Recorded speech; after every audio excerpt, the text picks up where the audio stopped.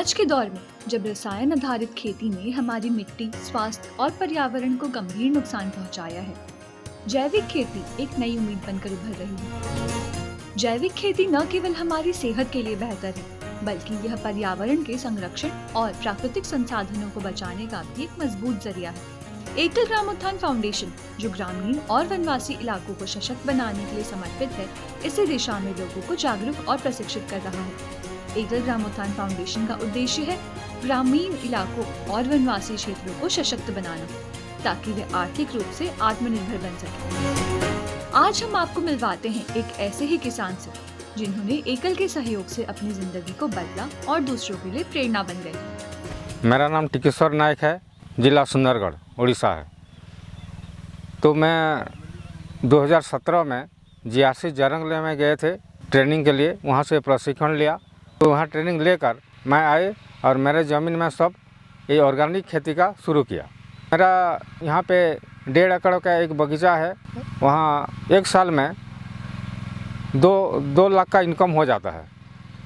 यहाँ पहले से लोग जो ऑर्गेनिक खेती कर रहे थे, उस समय लोग 100 साल जी रहे थे, और अभी जो लोग माने वो केमिकल की खेती हो रहा है, अभी दुनिया बीमारी हो रहा है, कैंसर हो रहा है, और आयु माने आदमी का आयु कम गया है।